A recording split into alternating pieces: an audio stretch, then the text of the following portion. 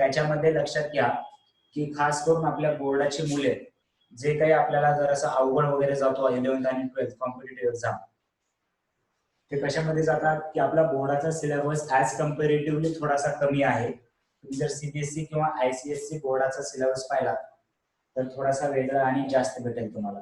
आणि त्यामुळे आपल्याला कॉम्पिटेटिव्ह एक्झाम सारख्या जेईई नीट सारख्या एक्झाम मध्ये थोडस डिफिकल्टी फेस होते. मग जर सध्या तुम्हाला जर टाइम भेटत असेल, तुम्हाला जर होत असेल, तर तुम्ही 10वीचे लेक्चर करू शकता किंवा डायरेक्ट 11वीचे लेक्चर करू शकता. आधी तुम्ही ट्राय करून पहा. माझे युट्यूब वरती 10वीचे 3 चॅप्टर कम्प्लीट आहेत. मी खूप सुरुवातीपासून चॅप्टर घेतलेले आहेत बेसिक पासून. सो समीक्षा, ओके, व्हेरी गुड. तर आपण नाव घेऊया, म्हणजे नाव वगैरे इंट्रोडक्शन करूया. फक्त जरा काही सुरुवातीच्या सूचना देतोय मी. काही जण ऑलरेडी आपल्या क्लासचे विद्यार्थी आहेत, काही जण नवीन जॉईन झालेले आहेत. ओके, तर तुम्ही 10th किंवा 11th लेक्चर फक्त आम्हाला माहिती असू द्या की तुम्ही काय करतात, म्हणजे आम्हाला मॉनिटर करता येते काय अवघड चाललंय काय सोपं चाललंय. राईट, 10th 3 चॅप्टर युट्यूब वरती आहेत. पहा, एखादी लेक्चर पहा, जर समजत असेल करावं वाटलं तर करा. पण नेहमी लक्षात ठेवा, तुम्ही जर एक्स्ट्रा अभ्यास केला तर तुमचा अभ्यास केव्हाही वाया जात नसतो. बऱ्याच जणांना वाटते शाळा सुरू होईल का नाही, 1 वर्ष मस्त बसता येईल घरी, किंवा सिलेबस बद्दल बऱ्याच जणांना शंका असते, सिलेबस कमी झाला तर. मॅथ आणि सायन्स याच्यामध्ये सिलेबस वगैरे काही कमी होत नसतात, लक्षात घ्या. राईट, कारण तेच आपल्याला 11th आणि 12th ला वापरायचंय. सो याच्यामध्ये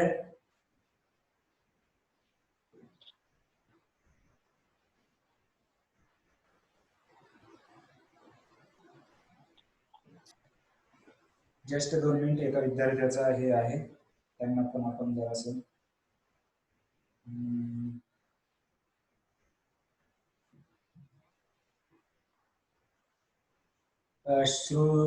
श्रुती, पहा त्या नंबरवर क्लिक करून तो नंबर ऍड करायचा. ज्या कोणाला जे फ्रेंड असतील किंवा तुम्हाला दुसरा नंबर ऍड करायचा आहे त्यांना जर असं असेल, लक्षात घ्या, ठीक आहे, तर त्या मेसेज वरती क्लिक करून तुम्ही ग्रुप जॉईन करू शकता. तर पहिल्यांदा फर्स्ट ऑफ ऑल, ठीक आहे, तर सर्वांचं पूर्ण नाव जॉईन करत असताना, लेक्चर जॉईन करत असतानाच पूर्ण नाव टाकून जॉईन करायचं लेक्चर, लक्षात असू द्या. आणि आता थोडस आपण इंट्रोडक्शन टाईप सर्वांची नावं आणि तुमचं जर गाव टाकला म्हणजे कुठून लेक्चर पाहताय तर जर असं ओळख निर्माण व्हायला लागली. बरोबर आहे, बरेच विद्यार्थी आपल्याकडे आहेत, काही विद्यार्थी नवीन आहेत, ठीक आहे, मी एकचा सिलेबस घेतलेला आहे त्यांना. सो तुमचं नाव आणि तुम्ही कुठून लेक्चर पाहताय, तुमचं गाव हे टाकू शकता. कारण सर्वांचे क्लास तर 9thचाच क्लास आहे, बरोबर आहे. सो पूर्ण पहा, लक्षात घ्या, समीक्षा ओबले, राईट, ओके, ठीक आहे. आय थिंक तुझा भाऊ आहे का कोणता नाही, समीक्षा, राईट. थोडस नाव आज ओळख करून घेऊया, ठीक आहे. पहा बरं कोणते कोणते विद्यार्थी दिसत आहेत मला. सृष्टी पवार दिसते, तुषार, वैशू काटकडे, त्याच्यानंतर Sanika Kuruvekar, okay, Omraje Mirajgave, okay, I think आकांक्षाचा भाऊ आहे हा, राईट. आणि त्याच्यानंतर प्रियंका भगत, ओके. चला, हे ऑप्पो A1 अशी जी नावं येतात ते पहा, ऑलरेडी तुमच्या मोबाईलचे नाव असतात. तुम्ही जॉईन करताना झूम वरती तुमचं नाव टाकायचंय, जॉईन ऍज असं नाही येतं तिथे, तुम्ही तुमचं नाव टाकू शकता तिथे, right, right, very good, right. हा, संजय आणि आर्यन, व्हेरी गुड. हा, माहिती आहे, 10th ला आहे, राईट. चला अजून, चला बरं इंट्रोडक्शन द्यावर सर्वांनी. गीता एंगे, राईट, कोणराव साक्षी दिसतोय, गौरव दिसतोय, त्याच्यानंतर गणेश, कुठला आहे गणेश, कारण हे काही ओळखीचे दिसत आहेत विद्यार्थी. आणि हे गॅलेक्सी J2 जे नाव आहे त्याच्यामध्ये तुमची नावं सांगू शकता इथे पूर्ण. आकांक्षाचा बद्दल, राईट, ओके. सृष्टी पवार, ओके, व्हेरी गुड. चला, आणि तुम्हाला आता मला वाटतं सरांनी बोलायचं कसं आमच्या सोबत तिथे कमेंट मध्ये टाकायचं. तुमच्या ज्या तुम्ही जे बोलता ते फक्त मला दिसणार आहे, दुसरं कोणाला दिसणार नाही. त्याच्यामुळे तुम्ही जे काही तुमची अडचण आहे, डाऊट आहे, ते बिनधास्त विचारू शकता, बरोबर आहे का नाही. ठीक आहे, हळूहळू तुम्हाला सवय होईल याची.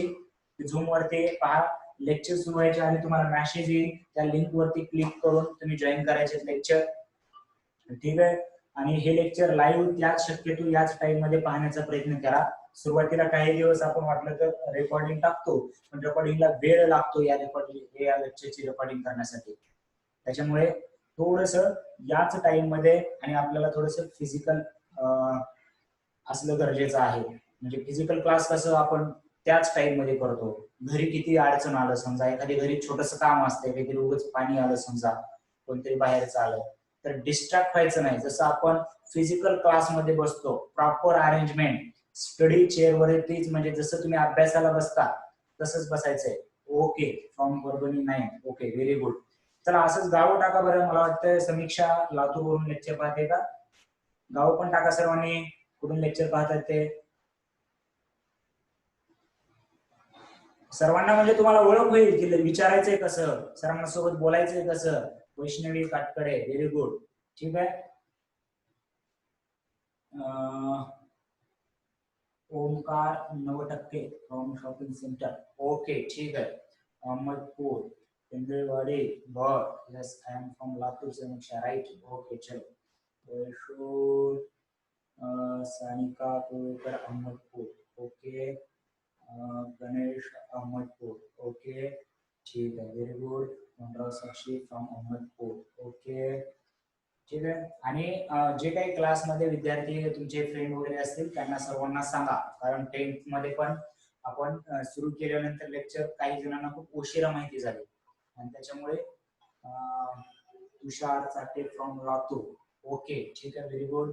तर ते उशिरा जॉईन होणाऱ्यांना थोडस मागे पडतील ते, त्याच्यामुळं एकदम स्टार्टिंग पासून. आणि तुम्ही जेवढे आला ते जॉईन होणारे हळूहळू होतील, पण एवढे जेवढे जॉईन झालेत आज तेवढे विद्यार्थी मात्र कंटिन्यू लेक्चर पाहिजेत. मला एकही दिवस बॅक नाही पडायचं. तुम्हाला आता अंदाज येईल हळूहळू कसं असते आपलं.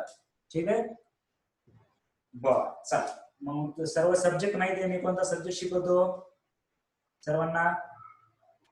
Myself M S. Sorgekar, Maruti Sorgekar, right. So बऱ्याच जणांना ओळख आहे, काही जण नवीन आहे, ठीक आहे, त्याच्यामुळे सांगतोय की right. So 9th math, right. मग हे मॅथ कुठलं असतं सर, कोणतं मॅथ शिकवणार आहात तुम्ही नेमकं? मॅथ म्हणजे काय असतं? एसएससी बोर्डाचं शिकवणार आहात का, सीबीएसई घेणार आहात का, जीई घेणार आहात का, नीट घेणार आहात, काय घेणार आहात नेमकं? ठीक आहे. तर आपण पेपरच्या दृष्टीने syllabus up to date SSC बोर्डाचा कव्हर करणार, लक्षात घ्या. पण त्याच सोबत जे काही प्रॉब्लेम त्या चॅप्टर वरती तुमच्या सीबीएसई एनसीईआरटी बुक मध्ये आहेत, पूर्ण प्रॉब्लेम नाही. आणि मी जे सांगतोय ते डिक्टो फॉलो करणार. मी काय सांगितलं, एसएससी बोर्ड कम्प्लीट फॉलो करणार, राईट. त्याचबरोबर त्या चॅप्टर वरती एनसीईआरटी बेस क्वेश्चन आपण घेणार आहोत, बरोबर आहे. आणि क्वेश्चन मॅक्झिमम कसे कव्हर केले जातात ते पण सांगतो मी, की तुम्ही मॅथ साठी एक एक्स्ट्रा बुक सॉल्व्ह करायचंय. सर्वांनी लक्षात घ्या, मॅथ साठी एक एक्स्ट्रा बुक, हे बोर्ड सोडून म्हणतोय. बोर्डासाठी गाईड वगैरे नवनीत मधले प्रॉब्लेम सोडत असताना एक्स्ट्रा, ते ठीक आहे, पण ते सोडून वन एक्स्ट्रा बुक और एक्स्ट्रा लेक्चर. म्हणजे काय सर? एक्स्ट्रा बुक म्हणजे 9वी साठी मॅथ साठी एक पियर्सन नावाचं बुक असतं, ठीक आहे. तर मॅथ साठी एकतर 9वीचं पियर्सन सोडू शकता, किंवा सरळ तुम्ही डायरेक्ट एक्स्ट्रा लेक्चर म्हणजे कोणतं, 10वीचा किंवा 11वीचं लेक्चर करू शकता, राईट. मी एक्स्ट्रा का सांगतोय तुम्हाला, हे सर्वांना नाही सांगणार. आज जे पहिल्या दिवशी जॉईन झाले, बरोबर आहे, ते बरोबर सिरियस विद्यार्थी असणार आपल्यासोबत, बरोबर आहे. तुम्ही डिक्टो आजपासून सुरू करताय, हे प्रॉपर फॉलो केला, मार्क तर तुम्हाला बोर्डामध्ये पडतील. पण आपलं जे टार्गेट आहे पहा, लक्षात घ्या, की आजूबाजूला तुम्ही बरेच एक्झाम्पल पाहिले असतील की बोर्डामध्ये 99%, 97%, 100%, बरोबर आहे. आणि ही विद्यार्थी नीट आणि जेईला कुठे जातात काही कळत नाही. जेई टॉपर येतात का, हे नीट टॉपर येतात का, त्यांना बऱ्याच अडचणींना सामोरे जावं लागतं. याचं रिझन असं आहे की याच्या दृष्टिकोनातून आपली तयारी नसते. कॉम्पिटिटिव्ह एक्झामची तयारी लक्षात घ्या विद्यार्थी 8वी-9वी पासून करतात. मग असं आहे का सर आम्ही पूर्ण हे करणार आहात का, हे कम्प्लिटली सोडून द्यायचं का, हे काही कामाचं नाहीये का? कामाचं आहे, नक्कीच कामाचं आहे, ते पण करायचंय. पण तुम्ही त्यासोबत हे करू शकता, हे तुम्ही स्वतःला ओळखा. जर तुम्हाला कमी अभ्यास दिला तर तुम्ही कमीच करणार, पण तुमची कॅपॅसिटी एवढी आहे तुम्ही हे आणि हे करू शकता. आणि जर काही अडचण आली तर मी इथेच आहे. कोणतेही प्रॉब्लेम मॅथ्स साठी तुम्हाला असं नाही म्हणणार मी की हा प्रॉब्लेम तुम्ही बाहेरचा कशाला विचारला, तू 11वीचा कशाला विचारला, 10वीचा कशाला विचारला, एवढा अवघड कशाला विचारला, राईट? तुमचे कोणतेही जे डाऊट असतील मॅथ मध्ये, जे कोणतेही प्रॉब्लेम असतील कोणत्याही बुक मधले असतील, ते आपण सॉल्व्ह करूया. जर मला वाटलं हे सर्वांना प्रॉब्लेम सांगायला पाहिजे तर मी क्लासमध्ये घेणार. मला वाटलं फक्त त्याला एकट्याला सांगायला पाहिजे तर मी एकट्याला सांगणार. पण शक्यतो मी क्लासमध्येच घेत असतो, म्हणजे एका विद्यार्थ्याने सॉल्व्ह केलेले प्रॉब्लेम दुसऱ्या विद्यार्थ्याला कळतील, त्याने सॉल्व्ह केलेले तिसऱ्या विद्यार्थ्याला कळतील. आणि अशा प्रकारे आपला एक मस्तपैकी असा खतरा ग्रुप तयार करायचा आहे. असा ग्रुप म्हणजे एकदम असा मजा आली पाहिजे अभ्यास करायला, बरोबर आहे? कोणीतरी एनसीआरटी सॉल्व्ह करते, कोणीतरी पिअर्सन सॉल्व्ह करते, कोणीतरी एमटीजी सॉल्व्ह करते, राईट? आणि अशा प्रकारे वेगवेगळे प्रॉब्लेम सुद्धा आपण चॅप्टर झाल्यामुळे या सिलेबस बद्दल तर याचं तर काहीच टेन्शन घेऊ नका. एसएससी बोर्ड 8वीला जे विद्यार्थी आहे ते माहिती आहे त्यांना हे सिलेबस काय असतो, बरोबर आहे का नाही? याचं तर काहीही टेन्शन घ्यायचं नाही. बट अलॉंग विथ, आणि याचं कारण लक्षात असू द्या, हे उभं करायचे म्हणून करायचंय का नाही, आपल्याला हे लॉंग टर्म खूप उपयोगाचं पडणार आहे. प्रत्येक कॉलेजला सुद्धा एंट्रन्स एक्झाम आहेत तर सध्या लक्षात घ्या, 11वी-12वीला सुद्धा. आणि त्यामध्ये आपले विद्यार्थी का सिलेक्ट होत नाहीत? कारण आपण बोर्डाला डोक्यावर घेऊन बसतो. याच्यामध्ये बोर्डाचं करायचंय, मी करायचं नाही असं म्हटलं नाही हा, लक्षात घ्या. फक्त त्याच्यासोबत आपण कंटिन्यू पॅरलल हे सुद्धा आपलं होत जाणार आहे. मग एवढं लक्षात ठेवा, एक एक्स्ट्रा लेक्चर किंवा एक एक्स्ट्रा बुक या दोन्हीपैकी कोणतेही तुम्ही सिलेक्ट करू शकता. जर तुम्हाला अडचण जात असेल, काय करावं कळत नसेल, तर तुम्ही इंडिव्हिज्युअली मला विचारा. आधी सुरुवातीला आपण एक चॅप्टर सुरू करूया, म्हणजे तुम्हाला बऱ्यापैकी अंदाज येईल, कारण बरेच विद्यार्थी नवीन आहेत त्यामुळे मी सांगतोय, right? Okay sir, which class is at 8 AM today, right? तर 9वीचा सायन्सचा जो क्लास आहे तो सकाळी 8 वाजता, आज 8 वाजता झाला 8 AM, म्हणजे रेग्युलर 8 वाजता सकाळी सायन्सचा क्लास होणार आणि मॅथचा 9 AM, राईट? सकाळी 9 वाजता मॅथचा क्लास होणार, राईट? त्याच्याबद्दल जे काय रजिस्ट्रेशन ऑनलाईन कसा फॉर्म भरायचा, ऑनलाईन आपली एक्झाम असते ती कशी द्यायचं, ते हळूहळू गोष्टी तुम्हाला सांगत जातो मी. तर सुरुवातीला जर तुम्हाला काही अडचणी वाटत असतील तर आधी विचारा. तर आणि मला वाटतं बऱ्यापैकी इंट्रोडक्शन सांगितलंय की क्लास जॉईन कसा करायचंय, बोलायचंय कसं, कोणाला काही प्रॉब्लेम येत असेल तर विचारायचंय कसं, लिहून कसं घ्यायचंय, स्क्रीनशॉट कसा काढायचंय, राईट? सो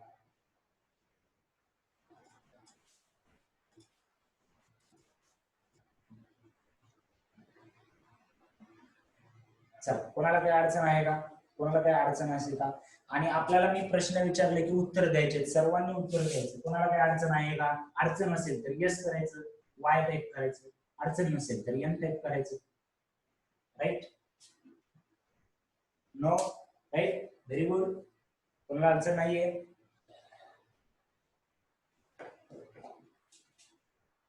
काय म्हणते Samiksha, service class today you are teaching अस.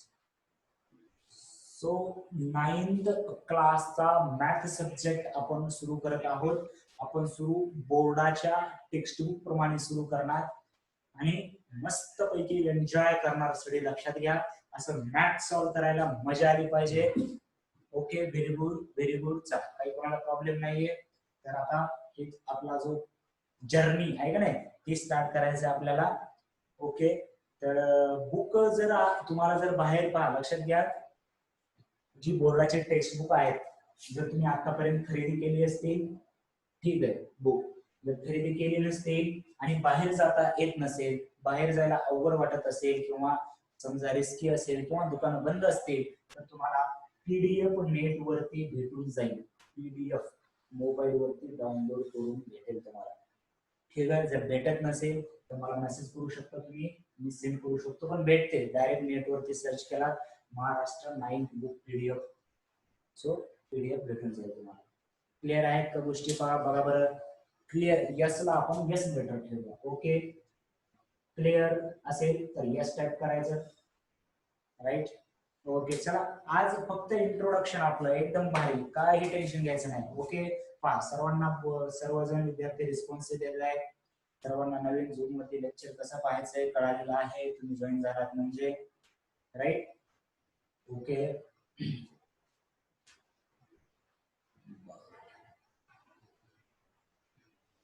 ठीक आहे, व्हेरी गुड. बर, चालतंय. चला अजून कोणाला काही सांगायचंय, काय बोलायचंय, काय अडचण आहे का? मी लेक्चर स्टार्ट करण्याच्या आधी आपण चॅप्टर सुरू करणार आहोत आता जस्ट. त्याच्या आधी कोणाला काही अडचण आहे का? नाहीये. ओके, चलो लेट स्टार्ट. 9 चा पहिला चॅप्टर पार्ट 1 चा. तुम्हाला पार्ट 1 आणि पार्ट 2 आहे. राईट. पार्ट 1 हे जे स्पेसिफिकली आहे त्याला अल्जेब्रा म्हटलं जातं आणि पार्ट 2 जो आहे तो second part of your math is geometry. याआधी तुम्हाला एकच मॅथचं बुक होतं, बरोबर आहे का नाही? आता 2 पार्ट आलेले आहेत आपल्याला, एक अल्जेब्रा आणि एक जॉमेट्री. सो जो मॅथ मध्ये स्टॅटिस्टिक वाला पार्ट आहे, जो नंबर वाला, इक्वेशन वाला, तो पार्ट आहे अल्जेब्रा. आणि जो पार्ट डायग्राम वाला, प्रूफ वाला, स्ट्रक्चर वाला पार्ट आहे ती आहे जॉमेट्री. ठीक आहे. आपण पार्ट 1 चा फर्स्ट चॅप्टर सुरू करत आहोत, जो की कोणता आहे सांगा बरं मला? पार्ट 1 चा फर्स्ट चॅप्टर विच इज, कोणाला माहिती आहे? Okay, very good. चलो, so sets. Right. Okay, very good. बर, मग सेट्स बद्दल काय माहिती आहे कोणी सांगू शकतो मला? जर आतापर्यंत कुठे लेक्चर समजा शाळेमध्ये सुरू झालंय, कुठे दुसरीकडे लेक्चर पाहिलंय, तर सेट म्हणजे सांगू शकता? सेट म्हणजे काय आहे नेमकं सांगता येईल? जरा नवीन टाईप करायला आवड झालंय सर, आम्हाला सवय नाही, पण थोडे दिवस जाऊ द्या, तुमच्या विचारायच्या आधी आन्सर असणार आमचे, आहे का नाही? कलेक्शन. Right, very good. चला अजून कोण आहे? सृष्टी. Okay, collection. चला अजून कोणाला सांगता येईल सेट म्हणजे काय आहे?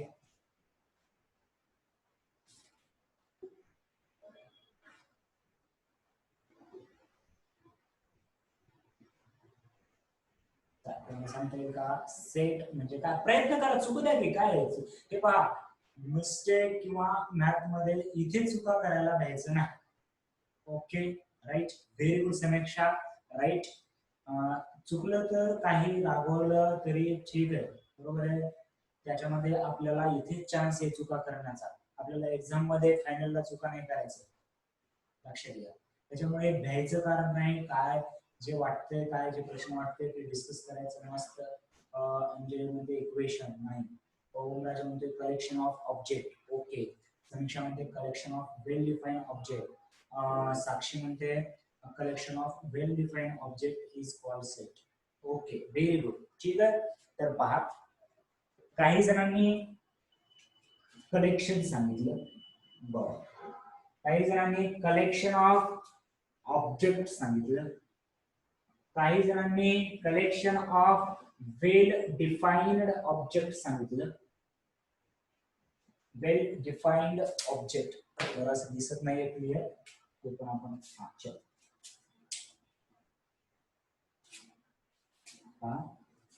काही जण काय म्हणले? Set is a collection. बर, काही जण काय म्हणले? It is a collection of object. आणि काही जण काय म्हणले? Collection of well defined object. बर, आता हे आपल्याला आधी झालं असेल नाही झालं असेल, पण एखादी कन्सेप्ट लर्न करत असताना लक्षात घ्या, एखादे डेफिनेशन करत असताना कलेक्शन ऑफ एलिमेंट और ऑब्जेक्ट. ओके चल. तर बऱ्याच जणांना माहिती आहे, पूर्णपणे माहिती दिसते मला, म्हणजे डेफिनेशन तर अगदी अक्युरेट सांगताय तुम्ही. पण एक लक्षात घ्या, डेफिनेशन म्हणजे आपण समजून घ्यायचं. किंवा हे मॅथ मध्ये पाठांतराचा भाग खूप कमी असतो, लक्षात घ्या. खूप कमी म्हणजे नसतोच, पण आपल्याला काही बोर्डामध्ये समजा फॉर्म्युले पाठ करायचे तर ते झाला पाठांतराचा भाग. पण अशा कन्सेप्ट पाठ करायचे नाही. नेमकं कुठून आलं असेल, काही जणांनी संच म्हणून सांगितलं मराठीमध्ये, आहे का नाही. हे तर लय भारी, एखादी डेफिनेशन विचारली त्याला मराठीत मधून सांगायचं, आहे का नाही. संच, सेटला संच म्हणतात मराठीत, राईट. ओके बर. चला आता याचा नेमका प्रत्येक शब्दाचा अर्थ समजून घ्यायचा आपल्याला.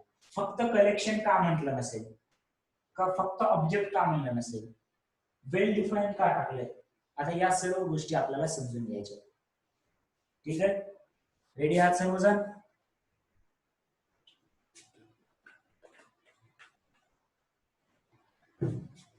बरोबर आहे. तर पहा, लक्ष द्या, सेट हे फक्त कलेक्शन आपण का म्हटलं नाही. कलेक्शनचा अर्थ काय होतं, एक आपल्याकडे एक गोळा झालेली काहीतरी आपल्याकडे एक साठा आहे, राईट. म्हणजे फॉर एक्झाम्पल माझ्याकडे एक कलेक्शन आहे, त्यामध्ये पेन आहे, त्याच्यामध्ये चेअर आहे, त्याच्यानंतर त्याच्यामध्ये हे सीझर ठेवलेले आहे, माऊस आहे, लॅपटॉप आहे. अशा काही गोष्टीचं समजा कलेक्शन आहे.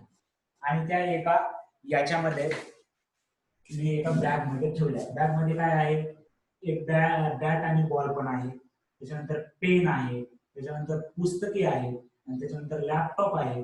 मग हे पण कलेक्शन आहे, हे पण काय आहे, कलेक्शन आहे. पण याला सेट म्हणता येईल का? सेट, सेट कशाला म्हणायचे पहा, की फक्त कलेक्शन म्हटलं तर माझ्याकडे एक बॅग सापडली, त्याच्यामध्ये काही पण आहे, दगड आहे, परत पेन पण दिसते, पैसे पण दिसत आहेत, लॅपटॉप पण दिसतोय, बॉल बॅग पण आहे. मग त्या कलेक्शन म्हणून मला काही म्हणजे समजत नाहीये, की मला त्याचा अंदाज येत नाही, हे नेमकं काय आहे बाबा, या बागेत काय असणार आहे, बॅग कोणाची आहे नेमकी. बरोबर आहे. तर म्हणून ते कलेक्शन आपल्याला असं क्लिअर आयडिया आली पाहिजे, की बाबा काय नेमकं कलेक्शन म्हणजे काय, राईट. मग त्या ऑब्जेक्टचं कलेक्शन, मग हे पण ऑब्जेक्टच आहे. पेन एक ऑब्जेक्ट झाला, बॉल एक ऑब्जेक्ट झाला, बुक एक ऑब्जेक्ट झालं, लॅपटॉप एक ऑब्जेक्ट झालं, राईट. पण हे ऑब्जेक्ट वेल डिफाईन असले पाहिजे. हे ऑब्जेक्ट कसे असले पाहिजे, वेल डिफाईन. म्हणजे एक ऑब्जेक्ट आहे काहीतरी, पण ते तुम्हाला माहितीच नाही काय नेमकं, त्याला त्याला काय म्हणता येईल. समजा तुम्हाला हे जर दाखवलं ऍक्च्युली, हे राईट, आपल्या कलेक्शन मध्ये समजा हे आहे, राईट. हे काय आहे सांगा बरं, काय आहे. बऱ्याच जणांना आयडिया असेल हे नेमकं काय आहे. टॅब आहे, राईट. टॅब सारखं दिसते का, बरोबर. टॅब आहे का, collection of well define. Well define म्हणजे सांगितलं अशा प्रकारच्या असे डिव्हाइस असतं, ज्याला ती स्क्रीन असेल, याला हे असेल, याला टॅब म्हणतात. पण व्हेरी गुड, पहा समीक्षाला लगेच अंदाज आला, रायटिंग बोर्ड आहे हा, हा टॅब नाही, याच्यामध्ये लाईट वगैरे येत नाही, याला डिस्प्ले नाही, हा रायटिंग बोर्ड आहे. याच्यावर लिहिलं की स्क्रीनवर, म्हणजे हे तुम्हाला माहिती नव्हतं ऑलरेडी. तुम्हाला काय माहिती होतं, टॅब माहिती होता, टॅब माहिती होता. टॅबचा अर्थ काय, टॅब तुम्हाला डिफाईन केले की असं एक असतं, त्याच्यामध्ये पुढे डिस्प्ले असतो, तिथे क्लिक केलं की आपल्याला कॉल वगैरे करता येतो. अशा मोठ्या डिस्प्ले वाल्याला टॅब म्हणायचं. त्याला एक डेफिनेशन होती. पण हे जर नवीन तुम्हाला हे काय माहिती नाहीये, जसं की समीक्षाला माहिती होतं. ओके व्हेरी गुड, तुला तुझ्या प्रिपेअर आहे. ओके चलो. तर त्याच्यामध्ये रायटिंग बोर्ड आहे तो, त्याच्यावरती लिहिले की तुम्हाला तिथे दिसतं, सरांनी लिहून दाखवलं असेल स्क्रीनवरती, राईट. तर असे काही वेल डिफाईन आहेत की आपण याला बॉटल म्हणतो, बरोबर आहे. त्या बॉटलची आपल्याला एक डेफिनेशन माहिती आहे की बाबा पाणी स्टोअर करण्यासाठी एक आपण पॉट यूज करतो प्लास्टिकचा, ज्याला की इथे एक कॅप आहे. तर अशा ऑब्जेक्टला आपण वेल डिफाईन्ड ऑब्जेक्ट म्हणतात, की त्याचा अर्थ माहिती आहे आपल्याला, उगा काही दगड माती धोंडे आणून ठेवायचे नाही. वेल डिफाईन्ड ऑब्जेक्ट म्हणजे काय, की ज्याचा मीनिंग आपल्याला माहिती आहे, आपल्याला ऑब्जेक्ट माहिती आहे, लक्षात घ्या, बरोबर आहे. आता त्याचं एक्झाम्पल सांगतो मी कसं, की समजा आता आपल्याला सेट मग कशाला म्हणायचंय पहा, collection of well define object. पहिले 2-4 लेक्चर तर मस्तपैकी असं डिस्कशन करतच जायचं आपल्याला, लक्षात घ्या. मी कन्सेप्टवर जास्त वेळ देतो, प्रॉब्लेमवर कमी वेळ देतो. मॅथ मध्ये आपल्याला कन्सेप्ट व्यवस्थित समजून घ्यायचे. जर कन्सेप्ट मी तुम्हाला चांगली शिकवली की तुम्ही प्रॉब्लेम स्वतः करता, आणि प्रॉब्लेम तुमच्याकडूनच करून घेत असतो. मी इथे 1000 प्रॉब्लेम सोडवले आणि तुम्ही तिथे स्वतः 5च प्रॉब्लेम सोडवले, तर तुम्ही 5 सोडवलेले प्रॉब्लेम तुम्हाला जास्त लक्षात राहतील. मी किती सोडवले तर शेवटी ऍट द एंड तुम्ही किती डेव्हलप झाला. मी असं पण म्हणत नाही तुम्हाला किती मार्क पडतात, तुम्ही किती डेव्हलप झाला हे लास्टला महत्वाचं असतं, राईट. सो याप्रमाणे आपलं लेक्चर असेल की set is a collection of well defined object. हे वेल डिफाईन्ड म्हणजे काय, की ऑब्जेक्ट असे वेल डिफाईन कसे म्हणजे, आता मी म्हटलं की लिस्ट और collection of 9th class student. बघा आता समजत नसेल तर लगेच मला थांबवायचं. Set of 9th class student. आता सेट लिहायचे कसे असतात पहा, या कर्ली ब्रॅकेट मध्ये लिहायचे असतात अशा,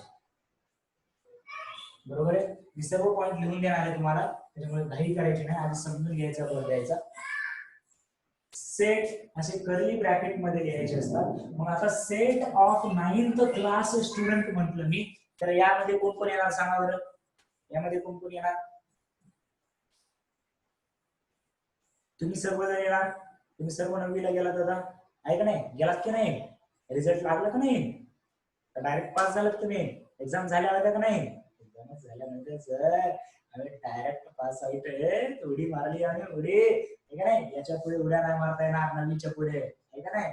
आणि 9वी हे 9वीसाठी एकदम म्हणजे बेस आहे बघा. म्हणजे हेच चॅप्टर मी प्रत्येक 10वीच्या लेक्चर मध्ये 2-4 लेक्चरला 9वीच्या चॅप्टरची आठवण काढत असतो, ठीक आहे. त्याच्यामुळे चॅप्टर व्यवस्थित करून घ्या. एक्झाम होतील न होतील, सिलेबस असेल नसेल, आपल्याला त्याचा काही फरक नाही पडला पाहिजे, एवढं लक्षात ठेवा, ठीक आहे. 18 students in our 9th class today. Very good Samiksha.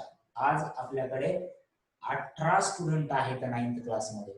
For example आता 18ची नावं तर इथे लिहायला मला खूप वेळ लागेल, त्याच्यामुळे आपण काय करूया, समजा 4 स्टुडंट लिहूया. समीक्षा किंवा समीक्षाला सॅम लिहूया आपण शॉर्टकट मध्ये, आहे का नाही. ठीक आहे. त्याच्यानंतर कोण आहे पहा, ओम आहे, ओम 2 आहे, 3 आहे, ठीक आहे. त्याच्यामध्ये आपण ओम एकच घेतलं. त्याच्यानंतर गौरव घेतला, ठीक आहे. त्याच्यानंतर अंजली घेतलं, बरोबर आहे का नाही. अशा काही स्टुडंटची लिस्ट घेतली समजा,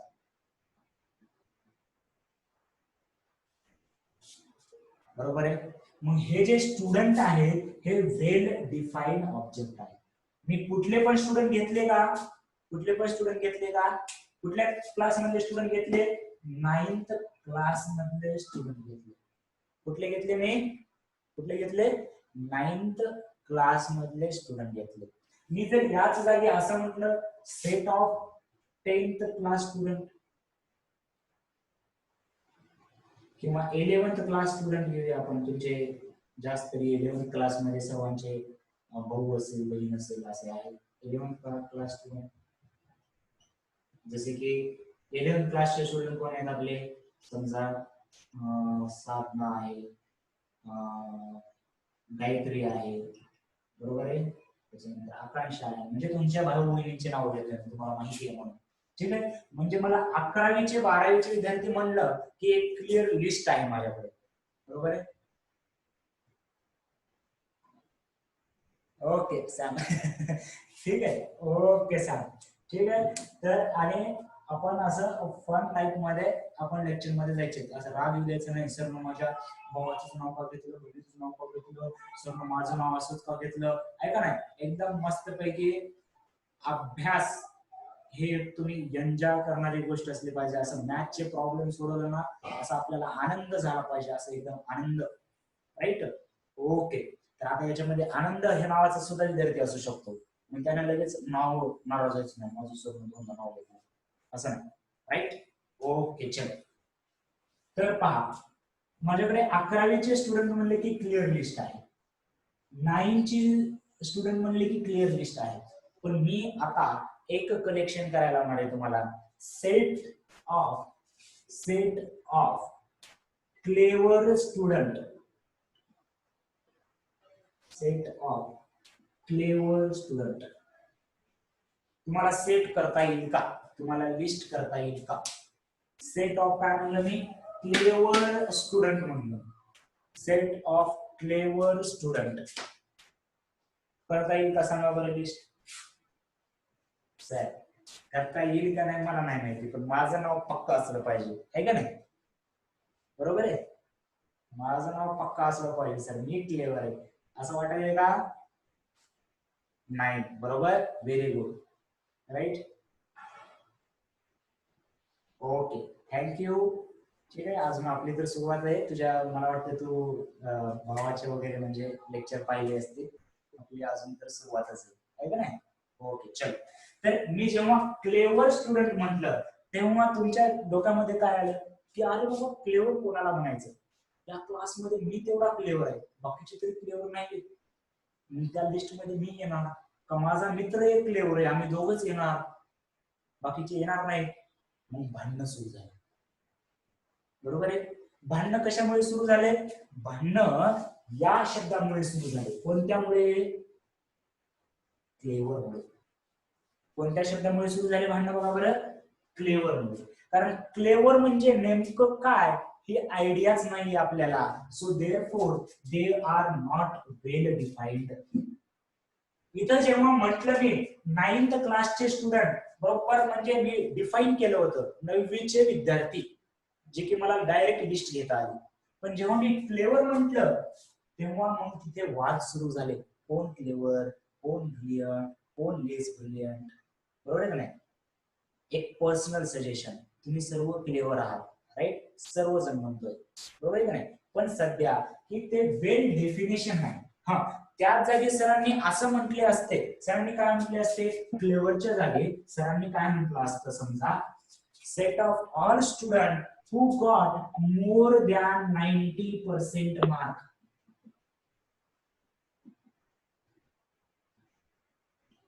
काय म्हटलं सरांनी आता?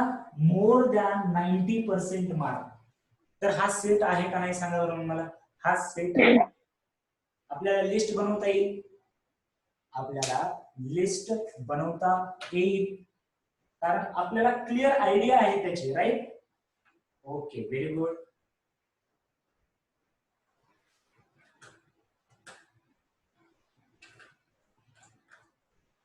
राईट. तर आपल्याला क्लिअर आयडिया आहे. क्लेवर म्हटल्यानंतर भांडणं लागली होती आपल्याकडे. क्लेवर म्हटल्यानंतर काय झालं होतं? भांडणं झाली. पण मी जेव्हा म्हटलं मोर दॅन 90% मार्क, मग आपल्याला क्लिअर लिस्ट आहे, आपल्याकडे आपला जो रेकॉर्ड आहे का नाही, रिझल्ट आहे, त्याच्यामध्ये मला डायरेक्ट रिझल्ट सांगता येईल की 90% पेक्षा मोर मार्क कोणाला आहेत, त्या विद्यार्थ्यांची नावं. म्हणजे सेट तयार झाला, आपला सेट तयार झाला. फॉर एक्झाम्पल, आता अजून म्हणजे आज एवढं जरी झालं आपल्याला, सेट म्हणजे नेमकं काय. आता सेटची डेफिनेशन मला लक्षात नसली तरी चालते, मी पाठ नाही करणार, लक्षात ठेवले. जे ऑब्जेक्ट आपल्याला क्लिअरली डिफाईन केले आहेत त्यांचं कलेक्शन म्हणजे सेट आहे. बरोबर आहे. आधी समजून घ्यायचं म्हणजे लक्षात आपोआप राहते. उगा न समजून घेता रट्टा मारला, collection object, collection of depend object, त्याचा मिनिंगच माहिती नाहीये, तसं तुम्हाला लॉंग टाइम लक्षात राहणार नाही आणि तसं आपण करायचं सुद्धा नाही. मग आता मला सांगा, याच्यामध्ये सेट ऑफ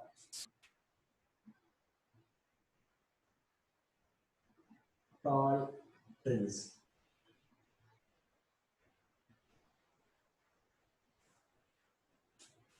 सेट आहे का? उंच झाडांचा set. Set of tall trees. Set आहे उंच झाडांचा सेट. उंच झाडांचा सेट. उंच झाड म्हणजे नेमकं काय आहे का नाही? चला सर्वांनी रिस्पॉन्सिव्ह राहायचंय. रिस्पॉन्सिव्ह राहायचे सर्वांनी. चुकू द्या उत्तर. काहीतरी होईल काहीतरी होईल पण at the rate Samiksha okay okay. चला बाकीच्यांचे आन्सर काय येत नाहीये. अथर्व, गणेश आन्सर काहीतरी सांगा. प्रश्न कळलाय का पहा. मी काय करायला सांगितलं तुम्हाला, आजूबाजूच्या तुमच्या गार्डन मधल्या सेट ऑफ टॉल ट्रीज करा. सेट तयार करा. तुम्ही सेट तयार करणार का?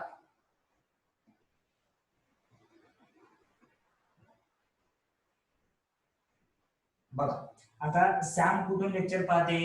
लातूरवरून. बरोबर आहे का नाही? मग तिला मी टॉल ट्रीजचा जर समजा सेट करायला पाहिजे तर मग ती काय करणार की आजूबाजूला पहा. एक आहे का असं एवढंसं झाड, असं आहे एवढंसं झाड, आणि एक आहे असं असं झाड. असं असं असं असं. माझी ड्रॉइंग थोडीशी कमी आहे हा त्याच्यामुळे. आणि हे कसं असतं असं असं असं.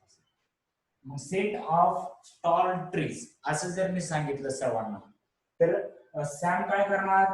हे झाड घेणार. बरोबर आहे.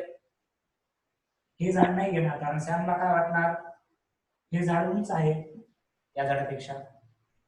पण समजा वैशू काय करते? अहमदपूरहून लेक्चर पाहते. मग काय केलं? वैशूकडे हेच झाड आहे एवढ्याच उंचीचं, पण त्याच्या बाजूला एक छोटस रोपट आहे असं आताच लावलंय. माझी ड्रॉइंग खूप म्हणजे माफ करा माझ्या ड्रॉइंगला आहे का नाही. ओळखूच येत नाही सर काय करायला होतं. ठीक आहे. सो ड्रॉइंग आपली एकदम बेस्ट आहे असं. ठीक आहे. पण तुम्हाला असं फील आलं पाहिजे. झाड काढलं की असं झाड दिसलं पाहिजे असं डोळ्यापुढे. उंच झाड आणि हे छोटस झाड. आता त्याच्यानंतर हे त्याचं छोटं झाड आणि हे बाजूला असं सुंदर असं असं मस्त झाड. माझी ड्रॉइंग खूप वीक आहे आणि पहिल्याच दिवशी सर मी ड्रॉइंग आपली काढून दाखवली आहे का? काय प्रॉब्लेम नाही. मी ड्रॉइंग मध्ये वीक आहे, थोडीशी हँडरायटिंग पण वीक आहे.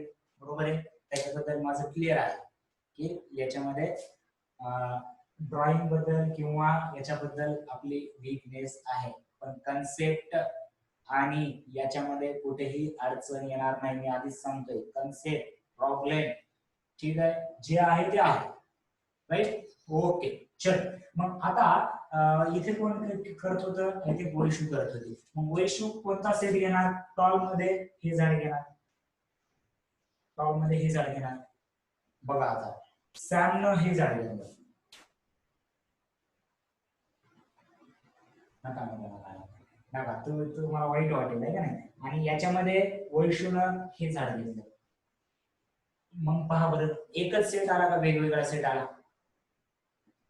हिला टॉल म्हणजे हे झाड वाटलं, हिला टॉल म्हणजे हे झाड वाटलं. एक सेट आला का वेगवेगळा सेट आला? एक सेट आला का वेगवेगळा सेट आला?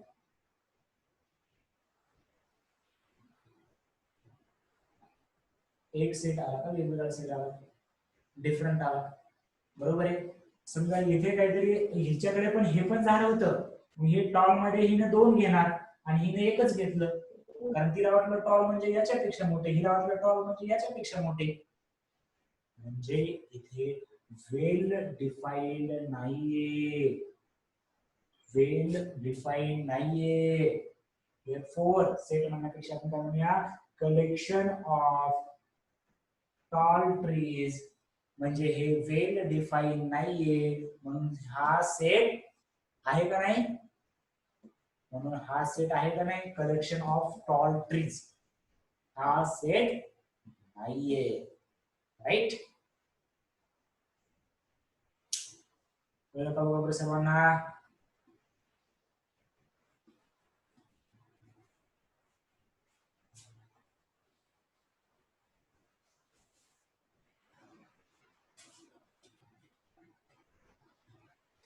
नाही, फक्त कलेक्शन असेल तर सेट म्हणता येणार नाही समीक्षा.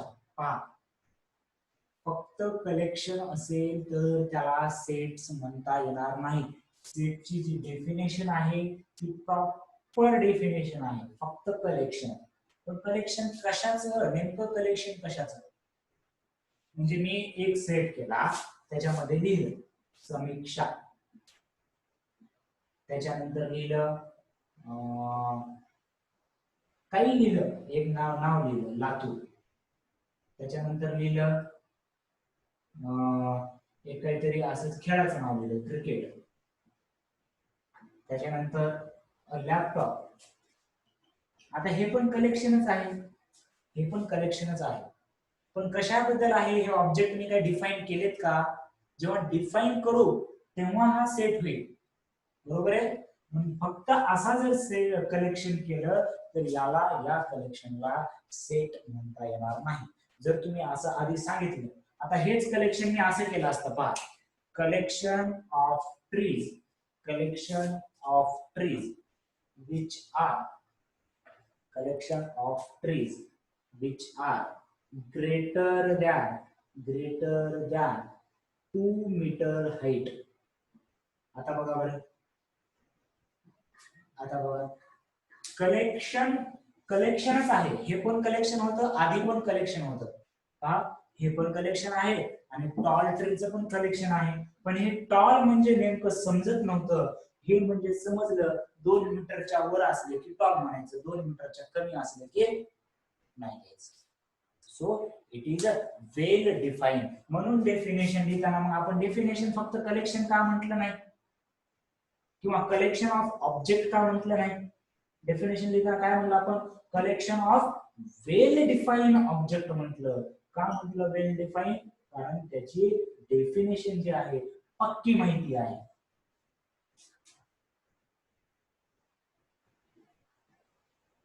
राईट? हा, right Srushti. Collection in which all object can be told. बरोबर आहे. सर्व ऑब्जेक्ट सांगता येतात किंवा डिफाईन करता येतात, त्यांनाच आपण कलेक्शन म्हणणार आहोत. Without that it is not a proper collection. Idea आली का? बरोबर. चला अजून हळूहळू हळूहळू सर्व समजेल, समजायला काहीच टेन्शन नाही. फक्त एका लाईनवर आपण आज लेक्चर घालतोय. कोणती लाईन आहे? Collection of well defined object. एकच लाईन लक्षातच राहिली पाहिजे. पाठ आपण केलेच नाही हो, पाठ तर आपण केलेच नाही, राईट. हा, तो सृष्टीने जसं म्हटलंय तशी सुद्धा डेफिनेशन करता येईल, पण दोघांचा अर्थ सेम आहे, right. Collection of well defined object, collection of well defined object. कळलं का सर्वांना? सांगा, कळलं का सर्वांना? ठीक आहे, सर्वांनी सांगायचं मग, सर्वांनी. Collection of well defined object is called set, right? Okay, yes yes, okay, right. ठीक आहे. तर मग आता तुम्हाला नेमका अंदाज आलेला आहे आपले लेक्चर कसे असणार आहेत, लेक्चर जॉईन कसे करायचे. आता उद्यासाठी आपण आज काहीच एक्स्ट्रा काहीच नाही करायचं, व्यवस्थित सिलेबस बद्दल काहीच डाऊट ठेवायचं नाही. Syllabus well in time complete होणार with extra problem and extra solutions, right. Exam होतील आपल्या, ऑनलाईनच एक्झाम होतील सध्या तरी, राईट. आणि त्याच्यामध्ये काही अडचणी येणार नाही. तुम्ही जर कुठे एक्स्ट्रा सॉल्व्ह करत असाल, एक्स्ट्रा बुक सॉल्व्ह करत असाल, त्याची अडचण असेल तर तुम्ही डाऊट विचारू शकता. ओके, तर आज आपण इथेच थांबूया. उद्या एक प्रॉपर नोटबुक असली पाहिजे आपल्या सब्जेक्टच्या याच्यासाठी, राईट. प्रॉपर अरेंजमेंट, असं बसून असं झोपून वगैरे कुठतरी लेक्चर पाहताय, टीव्ही समोर चालू आहे असे लेक्चर नाही पाहिजे. प्रॉपर नोटबुक, पेन, जर पुस्तक घेतला असतात तर पुस्तक पण राहू द्या सोबत, राईट. तर या प्रॉपर अरेंजमेंटनं राईट 9 वाजता आपलं लेक्चर सुरू होईल. तर सर्वांनी या वेळेमध्येच लेक्चर पाहायचे असेल, काही अडचण असेल तर ग्रुपवरती माझा नंबर आहे, त्या नंबरवरती तुम्ही अडचण टाकू शकता. Okay, so all of you a very good bye, have a great day, we will meet again tomorrow, right? ठीक है, चलो bye everyone.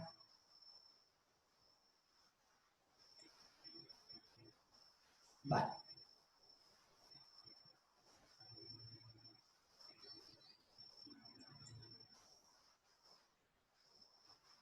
Bye. Bye. Bye. Thank you. Thank you so much. Right. So bye everyone. We will meet tomorrow again.